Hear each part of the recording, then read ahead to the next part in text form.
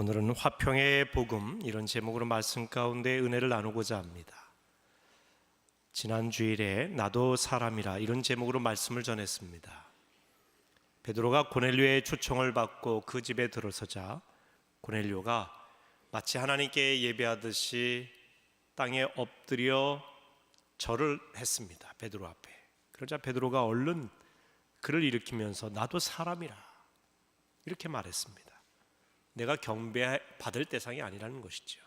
나도 너희와 같은 똑같은 사람이라. 베드로의 겸손함을 알 수 있는 귀한 구절입니다. 그리고 자신이 이곳에 오게 된 것은 하나님이 명하셨기 때문에 사양치 않고 왔다, 이렇게 이야기했고요. 그리고 마지막에 이렇게 말하죠. 너희가 나를 부른 이유가 뭐냐? 나를 초청한 이유가 무엇이냐? 이렇게 묻습니다. 그러자 고넬료가 이렇게 대답합니다. 하나님께서 보내신 천사가 환상 가운데 당신을 초청하도록 말씀하셨기 때문입니다. 그래서 이렇게 초청하게 되었습니다. 그리고 오늘 본문에 이어서 이렇게 대답합니다. 33절입니다. 같이 읽으시겠습니다. 내가 곧 당신에게 사람을 보내었는데 오셨으니 잘하였나이다. 이제 우리는 주께서 당신에게 명하신 모든 것을 듣고자 하여 다 하나님 앞에 있나이다. 베드로를 초청한 분명한 이유가 나옵니다. 주께서 베드로에게 말씀하신 모든 것을 듣고자 우리가 이렇게 모여 있습니다 라는 것입니다. 베드로의 이야기를 듣고자 함이 아니라 하나님께서 베드로에게 주신 명령, 말씀을 듣고자 우리가 하나님 앞에 모여 있다, 이렇게 고백을 하고 있습니다. 매우 중요한 이야기입니다.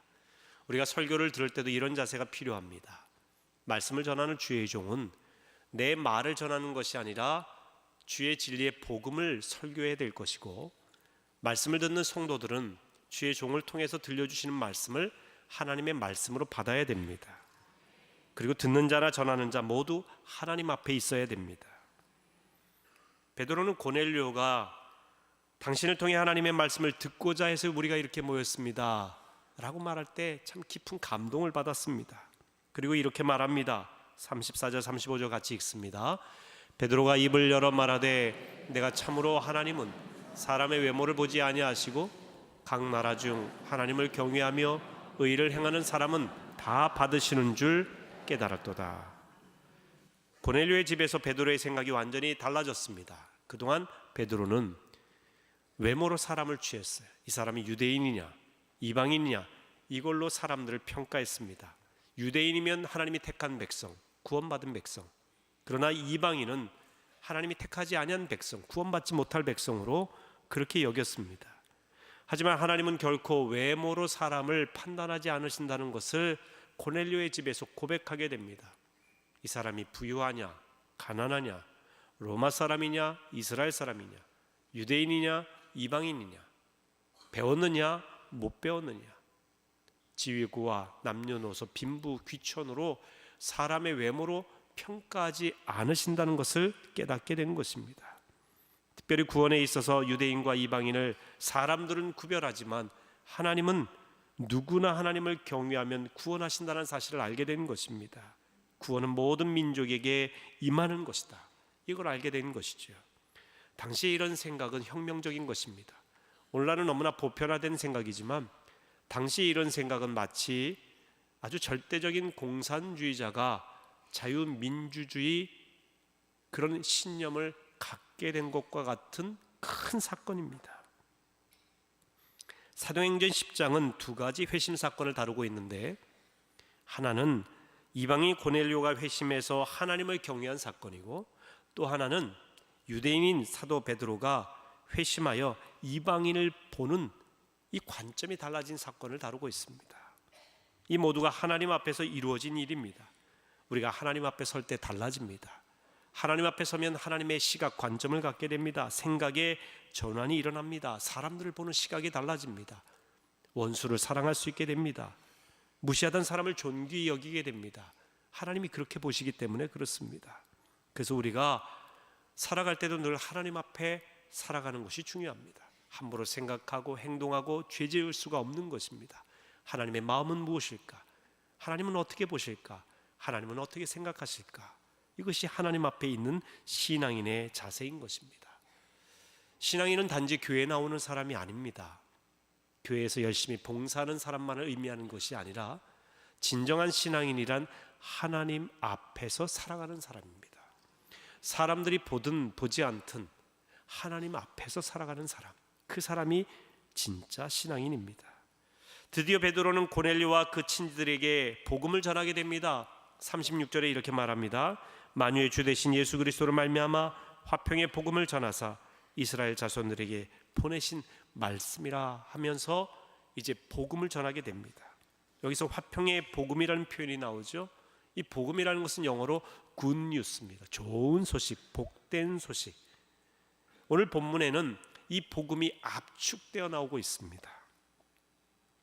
베드로가 이방인들에게 전한 좋은 소식은 2000년 전에만 좋은 소식이 아니라 오늘 우리에게도, 여러분에게도 진정으로 좋은 소식임을 믿으시기 바랍니다. 그 내용을 제가 몇 가지로 요약해서 말씀 전하겠습니다. 첫째는 예수로 말미암아 세상에 평화가 왔다고 하는 것입니다. 아담의 후손인 인간은 모두 죄인입니다. 죄로 말미암아 하나님과 관계가 깨어졌고 우리는 심판받게 되고 영원히 멸망할 수밖에 없는 그런 존재였습니다. 인간의 죄는 하나님과의 관계만 파괴한 게 아닙니다. 인간 관계도 단절시켰습니다. 그래서 인간은 끊임없이 분쟁하고 또 분노하고 분열하고 미워하고 원수를 맺습니다. 그래서 인간은 하나님의 진노의 대상이 되었습니다.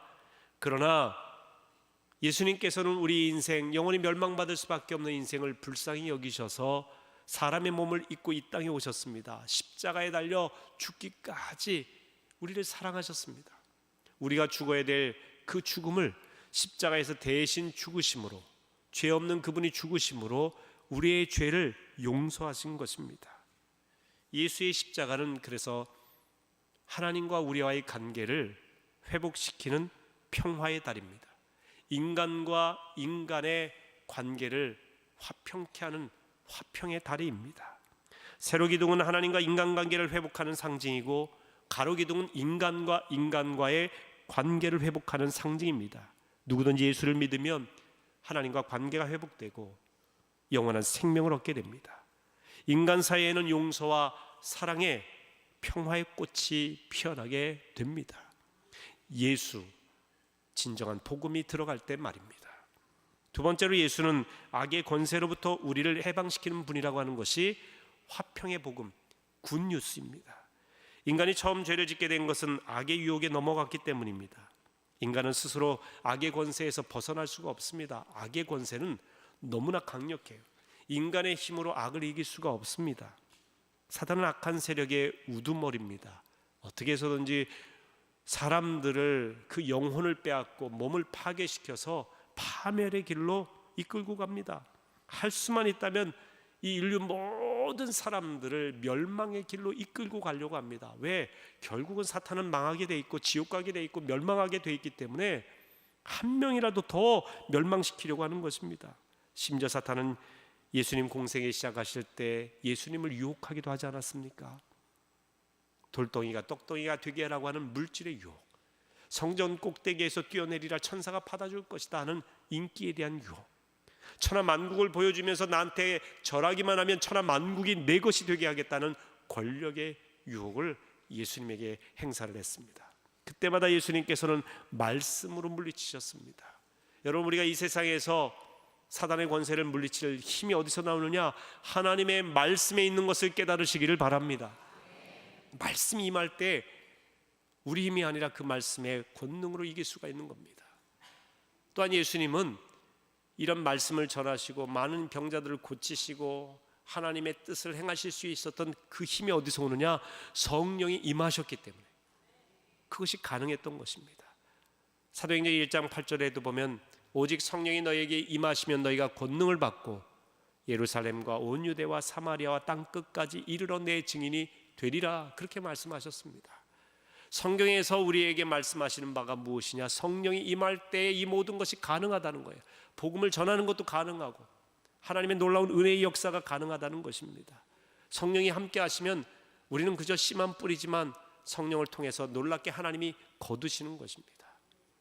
예수님은 악의 권세로부터 우리를 해방시키는 분인데 이 악의 권세가 워낙 강해서 멸망시키려고 하기 때문에 우리는 성령의 도우심이 없이는 이 세상에서 승리하며 살아갈 수가 없습니다. 그런데 악을 이기는 방법은 악을 물리치는 게 아니라 성령이 오시면 돼요. 어둠을 이기는 방법은 빛이 오면 되듯이 말입니다. 어둠을 우리가 이길 수 없어요. 악을 이길 수 있는 게 아닙니다. 성령이 오시면 악은 이기게 되고 빛이 오면 어둠은 자연적으로 물러갑니다. 다시 말하면 여러분의 나쁜 습관, 죄악된 삶을 버리고 이기려면 그걸 버리면 되는 게 아니라 성령이 오셔서 거룩한 생활로 나아가면 나쁜 습관이 물러가게 된다는 거예요. 그런데 이것만 물리치고 이것만 절제하고 이것만 극복하고 이것만 안 하려고 들다 보면 더 그 생각이 나고 늪에 깊이 빠지게 된다는 것이죠. 성령은 우리를 죄악의 굴레에서 벗어나게 하시고 자유케 하시는 영이십니다. 로마서 8장 1절과 2절 말씀을 같이 읽어보겠습니다. 그러므로 이제 그리스도 예수 안에 있는 자에게는 결코 정죄함이 없나니 이는 그리스도 예수 안에 있는 생명의 성령의 법이 죄와 사망의 법에서 너를 해방하였습니다. 그렇습니다. 생명의 성령의 법이 죄와 사망의 법을 이기는 겁니다. 생명의 성령의 법이, 말씀이, 성령이 우리 안에 거하시면 죄악된 생각들이 물러가게 되고 악한 세력이 우리를 지배하지 못해요. 예수를 진정으로 믿게 되면 악의 세력에 흔들리지 않습니다. 세 번째로 예수님은 십자가에 달려 죽으시고 사흘 만에 부활하셨습니다. 오늘 본문 39절과 40절 말씀 같이 읽습니다. 우리는 유대인의 땅과 예루살렘에서 그가 행하신 모든 일의 증인이라. 그를 그들이 나무에 달아 죽였으나 하나님이 사흘 만에 다시 살리사 나타내시되. 예수님이 십자가에 달려 죽으시고 부활하셨다고 하는 것은 가장 중요한 복음의 메시지입니다. 복음 중에 복음입니다. 우리가 죄로 말미암아 죽을 수밖에 없는 존재였지만 우리 대신 예수님이 우리 죄짐을 지고 십자가에서 죽으셨어요. 그분이 대신 죽으심으로, 죄 없는 그분이 죽으심으로, 깨끗한 어린 양이 죽으심으로 우리 죄값을 담당하신 겁니다. 그래서 십자가에서 내 죄를 담당하시고 예수가 죽으셨다는 사실을 믿기만 하면 누구든지 구원받을 수 있게 됩니다. 그리고 예수님은 사흘 만에 부활하셨어요. 죽음이 끝이 아니에요. 부활하셔서 많은 사람들에게 나타나셨습니다. 제자들에게 나타나셨어요. 허다한 무리들에게, 나중에 만삭되지 못한 바울과 같은 사람에게 나타나셨어요. 다시 말하면 예수의 부활은 지어낸 얘기가 아니라 많은 증인들이 있는 사실이라고 하는 것이죠.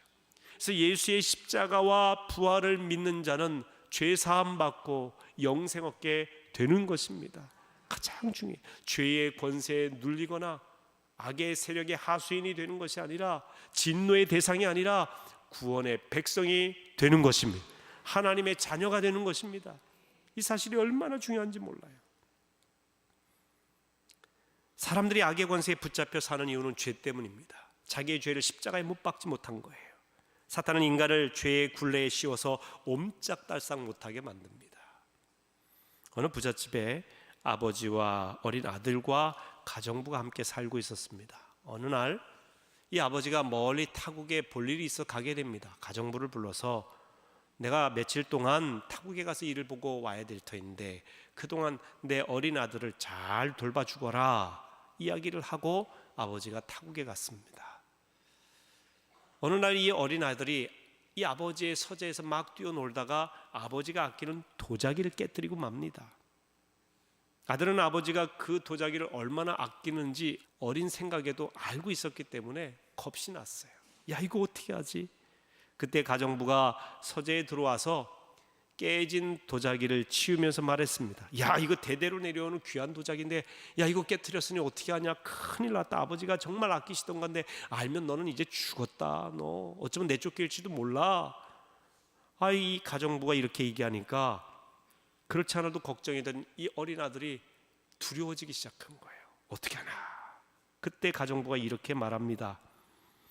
걱정하지 마. 이 깨진 도자기 내가 잘 숨겨둘 테니까 아버지께는 도둑이 훔쳐갔다고 이야기하면 돼. 그리고 나서 이렇게 말합니다. 대신 너는 앞으로 내 말 잘 들어야 돼. 자기의 이 도자기를 깨트린 이 나쁜, 어떻게 보면 죄죠. 이 죄를 숨겨주겠다고 가정부가 얘기하니까 고마운 거예요. 안도의 한숨을 내쉬면서 아 그래, 가정부 얘기 들으면서 살아야지, 아 그렇게 하겠다고 고개를 끄덕였습니다.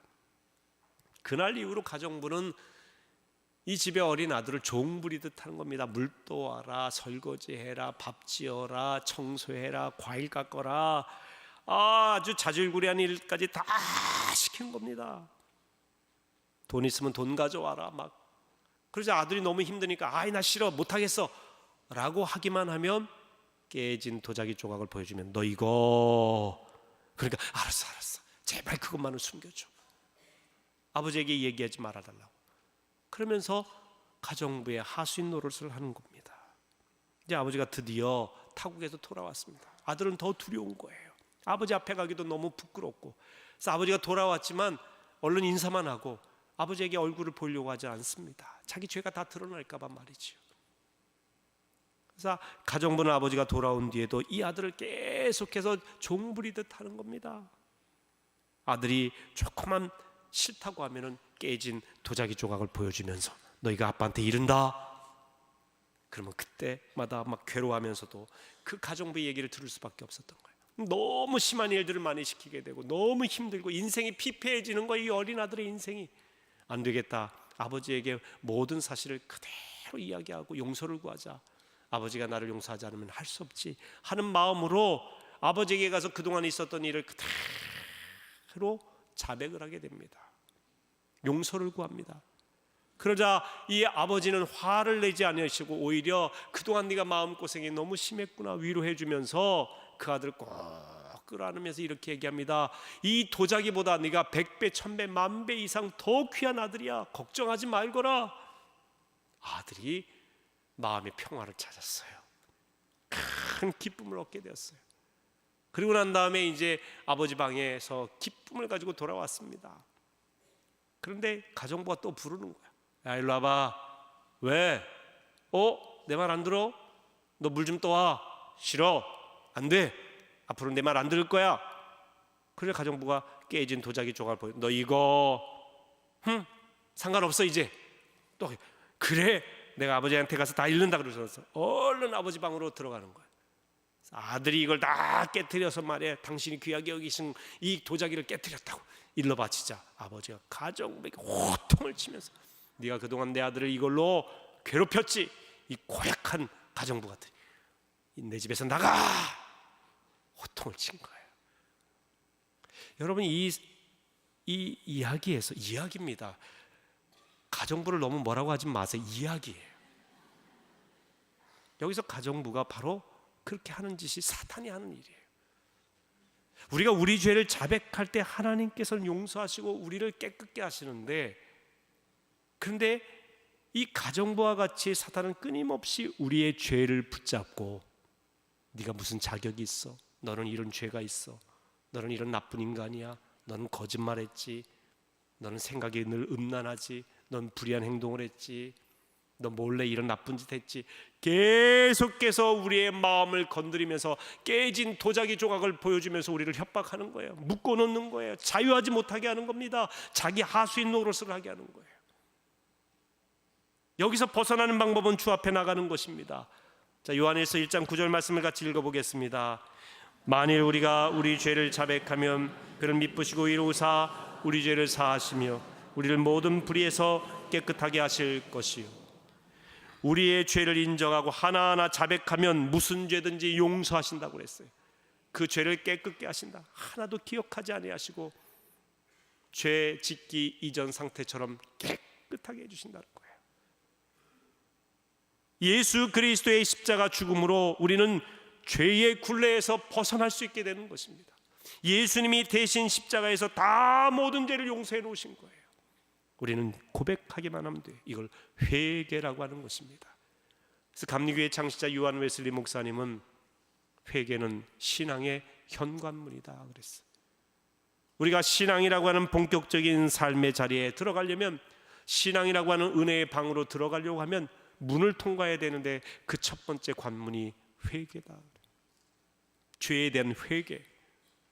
여러분이 진정으로 죄에 대해서 회개할 때에, 하나님 앞에 내 죄를 자백할 때에 주님께서는 그 죄가 어떠한 죄든지 눈과 같이 깨끗하게 하실 것입니다.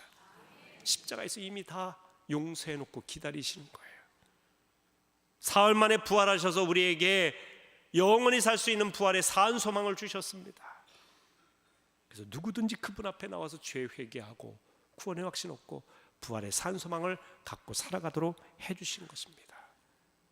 마귀의 죄의 굴레에 붙들려 살지 마시기 바랍니다. 네 번째로 예수님은 심판자로 다시 오신다고 했습니다. 부활하신 예수님은 40일 동안 지상에 계시다가 승천하셨습니다. 하늘로 올라가셨습니다. 승천하실 때 흰 옷 입은 천사들이 제자들에게 이렇게 말합니다. 갈릴리 사람들아 어찌하여 서서 하늘을 쳐다보느냐? 너희 가운데 하늘로 올려지신 이 예수는 하늘로 가심을 본 그대로 다시 오시리라. 승천하신 예수님은 하나님 보좌 우편에 계시다가 마지막 날 재림하신다는 겁니다. 다시 오실 때는 심판주로 오십니다. 영원히 살 자와 영원히 멸망당할 자를 심판하러 오십니다. 인생의 종말이 있듯이 세상의 종말도 있습니다. 마지막 날엔 주님 앞에 모두 심판을 받습니다. 그러나 믿음의 백성들은 마지막 날을 두려워할 필요가 없어요. 믿지 않는 자들, 죄악 가운데 살던 자들에게 마지막 날은 두려움의 날입니다. 심판의 날이지만 믿음의 백성들에게는 영원한 구원의 날이기 때문에 오히려 우리는 마지막 날을 사모해야 돼요. 늘 마지막을 생각하며 살아가야 됩니다. 우리 인류의 마지막도 있고 주님 오실 때가 있지만 우리 개인의 마지막도 있어요. 어쩌면 우리는 마지막 우리 순간을 두려워할지 모릅니다. 죽음이 올 때 두렵지요. 내가 여기서 인생 끝나나 보다. 그런데 여러분, 진짜 우리 안에 믿음이 들어오면 마지막 죽음의 순간에서도 죽음이 끝이 아님을 알기 때문에 영원한 생명의 문으로 들어간다고 하는 사실을 믿으며 오히려 그 죽음을 수용하고 죽음 앞에서도 담대하고 편하게 죽음을 맞이할 수 있게 되는 것입니다. 그런데 우리가 믿음이 없으면 이게 끝이고 오히려 끝이 아니더라도 이 죽음 이후에 나에게 놓여질 세계에 대한 불안함이 있어요. 내가 어떻게 될 것인가? 지옥에 가지는 않을까? 내가 세상에서 이런 나쁜 죄를 지었는데 내가 죽음 이후에 어려움을 당하지 않을까 하는 이런 두려움이 인간에게는 있습니다. 죽음의 권세 아래 놓이게 되는 것이지요. 그러나 믿음으로 세상을 보는 사람은 미래의 결과를 압니다. 믿는 자는 반드시 승리합니다. 믿는 자는 죽음을 이기고 영원한 생명의 문으로 들어가게 됩니다. 세상에 사는 동안엔 고난이 있고 불안과 염려가 있지만 여러분 믿음의 백성들의 마지막, 여러분의 마지막은 승리임을 확신하시기를 축원합니다. 누가 구원받을지는 하나님만 아시는 겁니다. 우리가 사람들의 구원에 대해서 함부로 판단하지 마십시오. 예수님이 재판장입니다. 교회 오래 다니고 봉사했다고 다 구원받는다고 여러분이 구원을 선언하지 마십시오. 직분이 높으니 구원받았다고 선언하지도 마세요. 세상에서 살아가던 저희 인생 저렇게 살았으니 구원 못 받고 지옥 갔다라고 여러분들이 선언하지도 마세요. 재판장은 예수님이십니다. 평가는 예수님이 하시는 것입니다. 그러나 분명한 것은 예수 믿는 사람들은 누구나 구원받았다고 하는 사실입니다. 어떤 분들은 이런 질문을 하죠. 과거에 우리나라에 복음이 들어오지 않았을 때에, 그때 아무도 예수님을 모르고 성경도 모르던 그 시절의 사람들은 복음이 들어오지 않았기 때문에 예수님 몰랐는데 이런 사람들의 구원은 어떻게 되는 것입니까? 라고 질문하는 경우가 있어요. 그때 여러분들은 이렇게 대답하셔야 됩니다.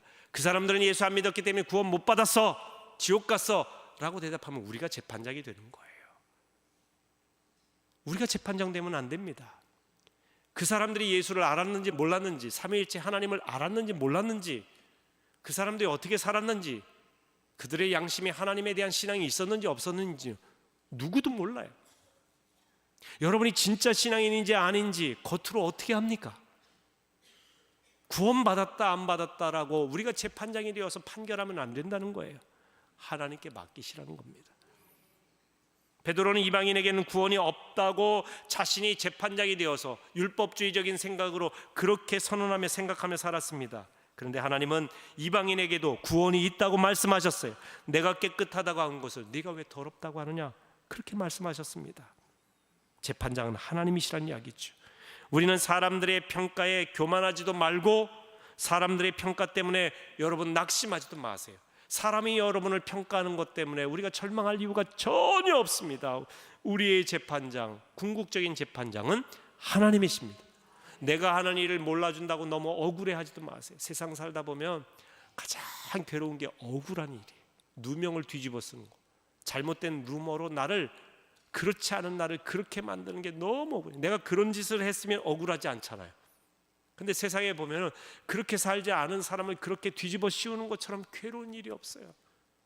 막 이 배반감, 이 억울함, 이 괘씸함, 이 분노, 이걸 사람들이 견디지 못해서 때로는 스스로 목숨을 끊기도 하고요, 우울증에 걸리기도 하고 정신병 환자가 되기도 하고 누군가를 죽이기도 하고 때리기도 하고, 끊임없이 이게 다 악한 세력이 우리 인간을 재판장으로 만들어서 스스로 다 판결하게 만든 거예요.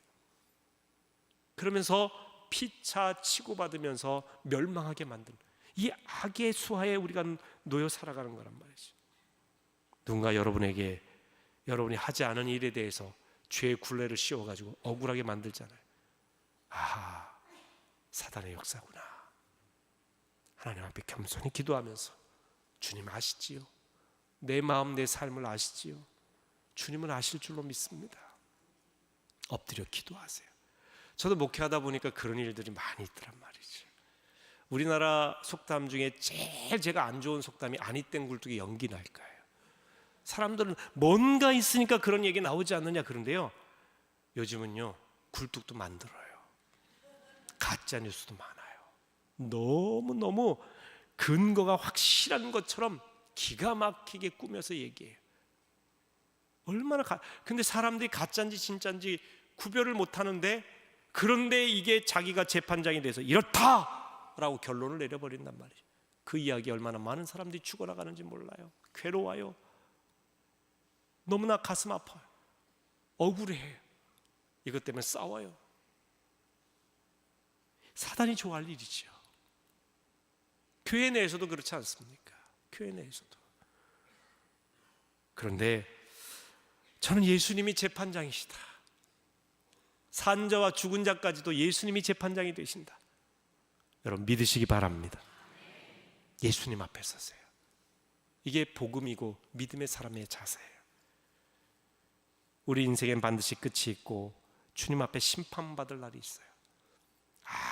아무도 모르게 한 의로운 일도 주님께 의롭다 칭찬받을 날이 있고요, 아무도 모르게 지은 악한 행위와 거짓된 생각, 불의한 마음도 주님 앞에 심판받습니다. 사람들 앞에서 사람 눈만 가리면 된다고 생각하시면 큰 오산입니다. 재판장이 예수님이시다. 다섯 번째로, 주께로 돌아온 자는 모두 용서받는다는 것입니다. 43절 같이 읽습니다. 그에 대하여 모든 선자도 증언하되 그를 믿는 사람들이 다 그의 이름을 힘입어 죄사함을 받는다 하였네. 그를 믿는 사람들이 다 그의 이름을 힘입어 죄사함 받는다. 주께로 돌아오면 누구든지 용서받습니다. 하나님이 세상을 이처럼 사랑하사 독생자를 주셨으니 이는 그를 믿는 자마다 멸망치 않고 영생을 얻게 하려 하심이라. 누구든지 주께로 돌아오며 주의 십자가에 그 피 흘리신, 우리 죄를 사하신 그 용서하심의 은혜를 알기만 하면, 믿기만 하면, 확신하면, 내 것으로 받아들이며 용서받고 구원받습니다. 우리 예수의 부활을 믿으면 우리도 예수님처럼 부활하고 새로 살아나고 새 생명을 얻게 되는 것입니다. 주께서 내미시는 구원의 이 손을 잡는 사람은 죄를 용서받고 구원받지만 거부하는 사람에게는 영원한 멸망만 있을 따름입니다. 지옥에 간다는 이야기죠. 여러분, 지옥 얘기가 기분 나빠도 분명한 것은 성경에 그렇게 기록이 되어 있어요. 죄를 용서받을 때 우리의 공로는 필요가 없습니다. 우리가 잘나서 구원받는 게 아니에요. 의의 행위로 구원받는 게 아닙니다. 선행으로 구원받는 게 아니라 화평의 이 복음을 받아들이기만 하면, 예수를 영접하기만 하면 구원받는다고 했어요. 하나님의 자녀가 된다고 요한복음 1장 12절에 말씀하셨습니다. 영접하는 자, 곧 그 이름을 믿는 자들에게는 하나님의 자녀가 되는 권세를 주셨으니. 할렐루야. 여러분, 우리 자신을 돌아보면 우리가 하나님의 자녀가 될 자격이 있겠습니까? 부족하죠. 얼마나 죄의 권세 안에 우리가 많이 눌려 사는데 말이죠. 그런데 화평의 복음을 받아들이면 이 복음의 주인공이신 예수님을 받아들이기만 하면 그 자체로 다른 조건 필요 없어요. 믿기만 하면 구원받는다는 거예요. 놀라운 일이죠. 이 화평의 복음을 베드로가 전할 때에 모든 사람에게 성령이 임했다고 했어요. 베드로와 함께 온 유대 그리스도인들은 이방인에게도 성령이 임하심을 보고 깜짝 놀랐습니다. 그들이 또한 방언하는 모습을 보고 아하, 이방인에게도 성령이 임하고 이방인에게도 구원이 있구나 놀랐습니다. 그전에는 그렇지 않다고 생각했거든요. 유대인에게만 구원이 있다고 생각을 한 거예요. 그런데 이방인에게도 누구든지 예수를 믿으면, 누구든지 복음을 듣고 받아들이면 성령이 임하시고 역사가 일어나고 구원받게 되는 그 놀라운 일들이 바로 화평의 복음의 역사인 것입니다. 그래서 우리는 오늘도 국내에서도 전도하고요, 세계를 다니면서 복음을 전해야 될 사명이 있는 것이죠. 제가 마지막으로 수지에서 목회할 때 있었던 일 한 가지만 말씀드리고 말씀을 맺고자 합니다. 수지에서 목회할 때에 아주 간혹 교회에 오시는 우리 형제님 한 분이 있는데 지독한 알코올 중독자입니다. 근데 이분이 어느 날 설교를 듣다가 알코올 중독에서 해방이 됩니다. 이분이 말씀을 듣는데 갑자기 그날 말씀을 듣다가 강단으로부터 강력한 빛이 자기 가슴으로 임하더랍니다. 마음이 뜨거워지더래요.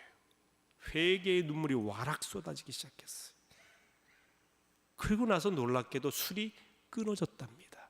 술을 끄는 것이 아니라 술이 끊긴 거예요. 여러분, 술은 인간의 힘으로 끊기가 어렵습니다. 아니, 거의 이 술 가운데 들어가면요, 내가 술을 먹는 게 아니라 술이 나를 먹는다고 하지 않습니까? 지배당하는 거예요. 중독에서 헤어나올 수가 없습니다. 이분이 얼마나 지독한 알코올 중독자인지 하루라도 먹지 않으면요, 금단 현상 때문에 운전을 하다가 길을 가다가 갑자기 정신을 팍 잃어버려요. 순간적으로 정신을 잃어버리고 손 떨림 현상도 있고요, 얼굴이 시커멓습니다. 간에 문제도 많은데 건강 체크 잘 안 하려고 한다고 합니다. 왜? 자기가 술 먹으니까 문제 있다는 걸 아니까 늘 불안한 마음 가지고 살고, 술만 먹으면 인사불성이 되고, 아내와 헤어졌어요. 이혼했습니다. 고등학교 딸은 가출해버리고 말았습니다. 인간관계가 끊어지고요. 근데 돈은 많아요. 아버지로부터 물려받은 돈이 많습니다. 어마어마하게 많은데 집도 대골 같은 집에서 삽니다. 가보니까 혼자 사는데도 엄청나게 큰 집이에요. 말로 형언할 수 없이 좋더라고요. 수지에서 제일 좋은 아파트라고 평가받는 곳이었습니다. 수백억의 재산가입니다. 어떤 분은 1,000억이 넘을 것이다 그렇게 이야기하기도 하지만, 그러나 그는 물질은 많지만 행복은 너무나 없는 삶에 희망이 없는 삶을 살았어요. 어쩔 때는 달려오는 차에 뛰어들고 싶을 정도로 괴롭다고 합니다. 그런데 하나님의 말씀이 임하자 화평의 복음을 듣게 되자 인생이 달라진 것입니다. 술을 먹지 않고도 살 수 있다는 사실이 너무 행복하다는 거예요. 얼굴빛이 달라졌어요. 그 체험 이후에 어느 날 이분이 가방 하나를 사들고 제 방으로 들어왔어요. 그러면서 가방을 제게 선물로 주신다고 하면서 내놓으신데, 아유 괜찮다고, 괜찮습니다, 꼭 쓰셔야 됩니다. 목사님 신방 가실 때, 설교하러 다니실 때 여기 하나님의 말씀 성경을 놓고 다니십시오. 제가 성경 말씀 때문에 살았습니다. 감사한 마음으로 드립니다. 말씀이 선포될 때 성령이 임하고, 성령이 임하자 생명이 살아나는 역사가 임한 것입니다. 사랑하는 성도 여러분, 오늘 이 시간도 화평의 복음을 듣는 여러분 가운데 성령이 함께 하셔서 살아나는 역사가 있으시길 축원합니다. 인생에 소망이 없는 분이 소망을 갖게 되시기를 축원합니다. 육신적으로 영적으로 연약했던 분들 회복되시기를 축원합니다. 관계가 깨어져서 괴로운 인생을 살아가시는 분들에게 관계 회복이 일어나기를 주의 이름으로 축원합니다. 용서하지 않고 미움과 원수 맺음으로 마음이 괴로웠던 분들에게 화평의 복음이 들어감으로 날 용서하시고 구원하신 주의 은혜로 인하여 용서할 마음이 생기고 사랑할 마음이 생기게 되시기를 주의 이름으로 축원합니다. 인생에 새해 소망이 생기게 될 줄로 믿습니다. 누구든지 예수 믿으면 구원받는다는 확신 잃어버리지 마시기 바랍니다. 화평의 복음을 진심으로 받아들이면 하나님과의 관계가 회복되고 인간관계 회복될 줄로 믿으시기 바랍니다.